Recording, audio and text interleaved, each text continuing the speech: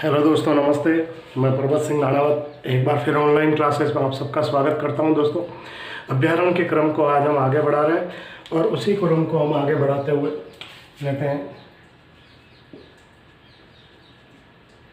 कैला देवी अभ्यारण्य। दोस्तों, ये करौली के अंदर है।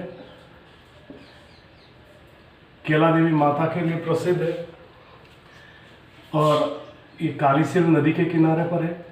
ध्यान रखना, राज्य सरकार ने इसको 1983 में बनाया था और 676 वर्ग किलोमीटर में फैला हुआ। दोस्तों, ये जो दोस्तों है ये धोकड़ा वृक्ष के लिए प्रसिद्ध है।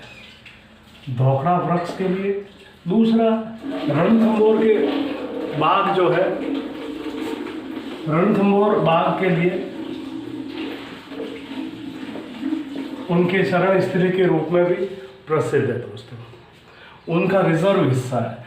बाघ जब भी आते इधर विचरण करने आते और इसके लिए प्रसिद्ध है। ओके दोस्तों, तो दो चीज़ के लिए इसको मुख्य रूप से, एक तो धोकड़ा वृक्ष के। वैसे अगर आपको पूछा जाए कि अरावली में सबसे ज़्यादा कौन सा वृक्ष है, तो धोकड़ा ही है।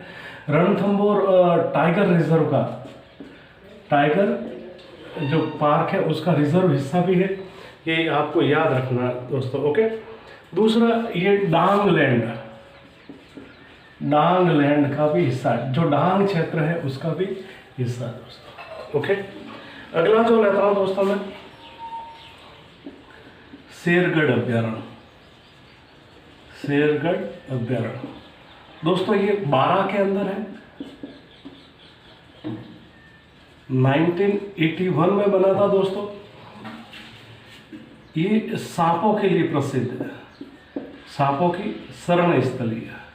बस यही सबसे बड़ी इसकी विशेषता है दोस्तों, सांपों की शरण स्थली। जैसे नाम है तो पुराना नाम इसका कोशवर्धन था। कोशवर्धन शेरशाह सूरी का यहाँ पर जो था वो खजाना रहता था। इस कारण से आमिर खां पिंडारी की जो पत्नियां थी उनको भी यहाँ पर काफ़ी सुरक्षा की दृष्टि से यहाँ पर रखा गया था। ठीक है दोस्तों, झाला जालम सिंह के पास। दूसरा, ये परवन नदी के किनारे है। परवन नदी के किनारे दोस्तों। ओके। इसी के पास मैं एक छोटा सा और लेता हूँ, फुलवारी की नाल।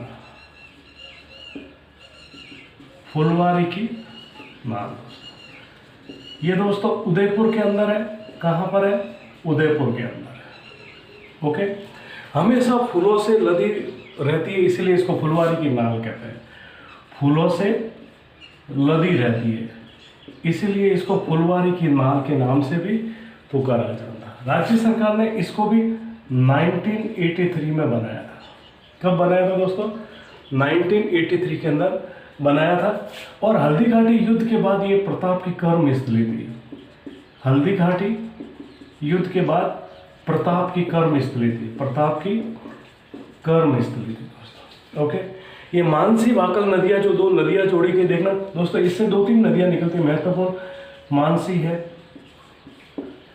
वाकल है और सोम नदियाँ इसी के अंदर बहती है। ये जिसके लिए प्रसिद्ध है दोस्तों वो है बिज्जू, और उदयपुर का प्रतीक चिन्ह बिज्जू और बघेरा के लिए प्रसिद्ध है। दूसरी इसकी सबसे दो महत्वपूर्ण विशेषता है, ये जैविक उद्यान में भी शामिल है। राजस्थान के जो 6 जैविक उद्यान हैं उसमें भी शामिल है जैविक उद्यान। दूसरा, ये राजस्थान का प्रथम ह्यूमन एनाटॉमी पार्क भी है। राजस्थान का प्रथम ह्यूमन एनाटॉमी पार्क भी है। तो दोस्तों, ये बड़ी बड़ी बात है देखना। मैं बता दें तो करौली कैला देवी का अभ्यारण्य कहाँ पर है? ये कैला देवी मंदिर के लिए भी प्रसिद्ध है दोस्तों, याद रखना। 1983 में राज्य सरकार द्वारा घोषित किया गया। 676 वर्ग किलोमीटर में फैला हुआ है। धोकड़ा वृक्ष के लिए प्रसिद्ध है दोस्तों। टाइगर, जो रणथंभौर के टाइगर है उनके रिजर्व का हिस्सा। ये डांग लैंड क्षेत्र के नाम से भी प्रसिद्ध है। फिर शेरगढ़ अभ्यारण्य 12 में है, 1981 में बना है। सांपों की शरण स्थली और परवन नदी के किनारे पर है। शेरशाह के समय से कोशवर्धन। एक समय था दोस्तों 1983 से पहले राजस्थान में यदि सबसे ज़्यादा यदि कहीं टाइगर थे तो वह यहीं पर थे। और उसके बाद ये टाइगर जो दूसरे जो रणथंभौर में ज़्यादा पाए गए दोस्तों। फुलवारी की नाम दोस्तों उदयपुर के अंदर है। फूलों से हरदम नदी भर रही है, इसलिए इसको फुलवारी की नाल कहते हैं। 1983 में इसको घोषित किया गया। हल्दी घाटी युद्ध के बाद में प्रताप की कर्म स्थली है दोस्तों। मानसी, बाकल और सोन नदियाँ इसके अंदर बहती है। बिजू और बघेरा, बिजू उदयपुर का प्रतीक चिन्ह है। राजस्थान का ये जैविक उद्यान में शामिल है और प्रथम ह्यूमन एनाटॉमी पार्क के अंदर भी दोस्तों घोषित किया गया। एक दोस्तों मैं छोटे छोटे दो एक और ले लेता हूँ, उसमें मैं बताता हूँ आपको।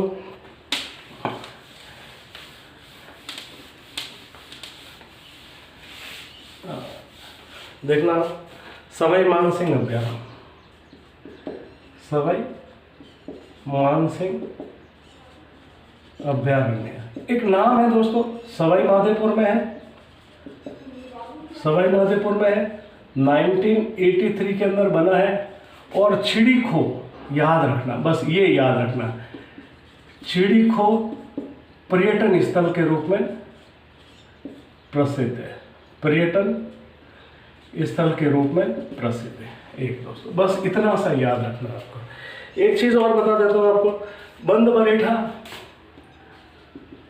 बंद बरेठा भरतपुर के अंदर है, याद रखना। ओके, एक भरतपुर का एक बांध भी है। ये भरतपुर का केवला देवी घना पक्षी अभ्यारण्य है। पक्षियों के लिए इसको पक्षियों का परिंदा घर भी कहा जाता है, परिंदा घर भी कहा जाता है, ये याद रखना। दूसरा ये जो ये है अपने बंद बरेठा, वो जरक के लिए प्रसिद्ध है। किसके लिए?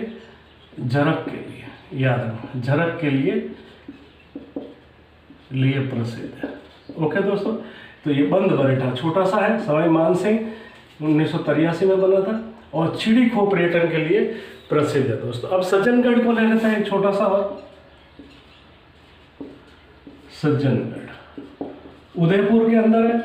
राजस्थान का दूसरा सबसे छोटा अभ्यारण्य, पहला सरिस्का अ है, वो 3.132 वर्ग किलोमीटर, ये 5, दूसरा छोटा यानी कि 5.32 वर्ग किलोमीटर के अंदर ये फैला हुआ दोस्तों। ये भी एक जैविक उद्यान है, जैविक उद्यान है दोस्तों। दूसरा यहाँ पर ये बड़े जो गुलाब के फूल है उनके लिए प्रसिद्ध है। बड़े जो गुलाब के फूलों के लिए प्रसिद्ध है दोस्तों। ओके, ये इनके बड़ी जो चीजें इनके दोस्तों आप याद रखो। देखना, सवाई मानसिंह छिड़ीखो पर्यटन, बंद बरेठा पक्षियों का परिंदा घर भी कहा जाता है और जरक के लिए प्रसिद्ध है। किसके लिए प्रसिद्ध है? जरक। सज्जनगढ़ एक जैविक उद्यान भी है, ये मृगवन अभ्यारण्य भी है दोस्तों। ठीक है, राजस्थान का मृगवन भी है, जैविक उद्यान भी है, बड़े गुल। और बहुत सारे जो टाइगर जब आपस में लड़ते घायल होते तो इनका इलाज भी दोस्तों यहाँ पर किया जाता। तो ये थे दोस्तों मेरी आज की क्लास। अगर आपको बहुत अच्छी लगे तो लाइक, शेयर एंड सब्सक्राइब जरूर करें दोस्तों। नमस्ते।